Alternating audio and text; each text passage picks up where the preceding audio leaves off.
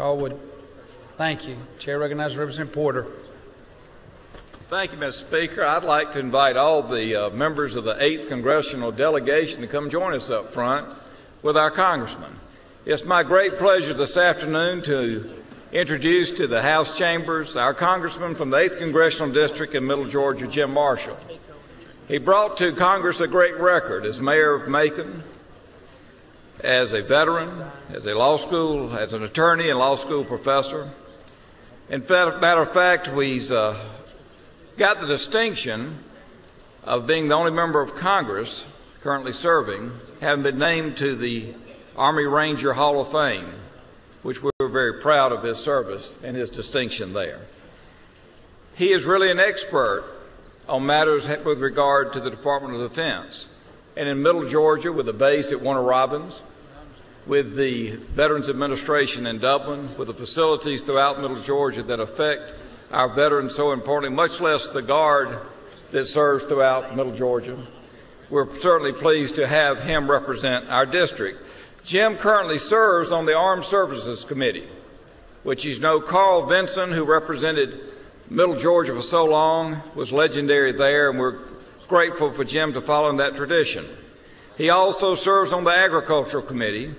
As you know, they'll be rewriting the Farm Bill, and we're glad to have Jim at the table. He also serves on Financial Services. When the delegation went to Washington this year to get the doors open to talk about resolving the issue of PeachCare and the S-chip money, Jim Marshall and his office were most helpful in opening many doors to get that issue resolved. So join me in welcoming to our chambers the 8th Congressional District Congressman of Middle Georgia, Jim Marshall. Jim?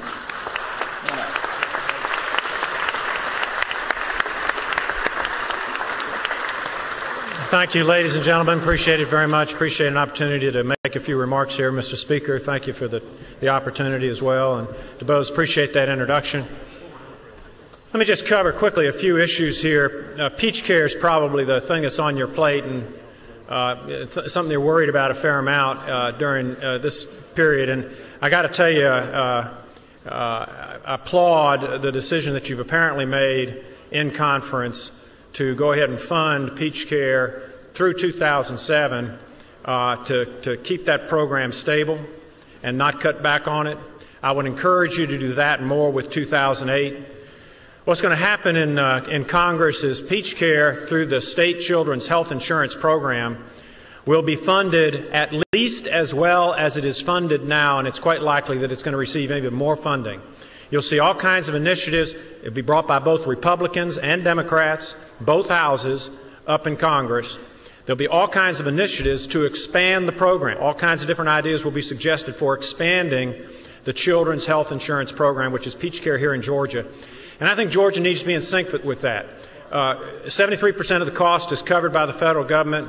Georgia comes up with 27%. I think Georgia could potentially lead the nation in coming up with different ways of trying to get more and more of these kids from poor families insured.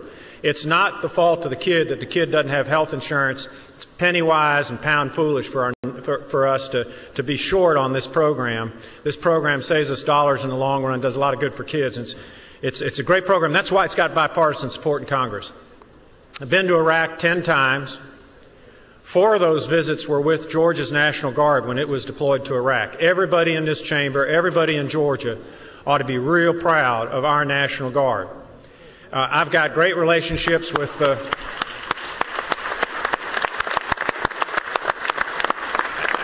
I've got great relationships with the leadership of DOD. A number of my trips have been with the Army Chief of Staff, Pete Schoonmaker, who just changed over. George Casey's taking over now. He's the new Army Chief of Staff. Schoonmaker and Casey and I had Christmas Eve dinner together in Baghdad. I talked with those guys a lot about the performance of the 48th, and frankly, by all measures, the 48th outperformed virtually all units that have been present in Iraq.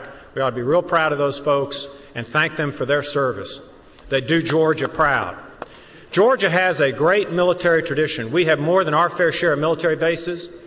Those military bases have needs. There are a lot of public-private partnerships that attempt to address those needs. We got to do as much as we possibly can to support those bases.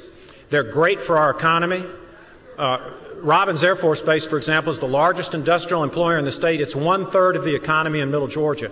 And yet the local government sometimes can't get together and do some of the things that needed to be done in order to enhance the mission capacity of a place like Robins. I'd suggest we think, Mr. Speaker, about forming a statewide authority that focuses on these issues, that has some real clout and some power to help with some of the issues that need to be addressed in order for Georgia to be and continue to be the preeminent location for military bases. Final thing I'd say, we've got the Farm Bill coming up. We're going to start with the old Farm Bill, not the President's proposal, but the old Farm Bill, and try not to vary that all that much moving forward. We are going to have to make some changes.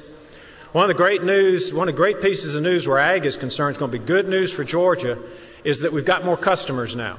A lot of our acreage is now going to be used for energy production, which means that if you're in ag and you're in Georgia, things should look real bright over the next few years. We've got to work together, state and federal, in order to make that happen. I'm happy to work. I represent veterans all over the state. It's not limited to my district. I have that attitude with regard to military issues also. Delighted to work with anybody in this room who wants to coordinate better between the federal government and state government to make things happen for our constituents. God bless you all. Too many people don't appreciate how important what you do for us is. Thank you very much. Thank you, Mr. Speaker.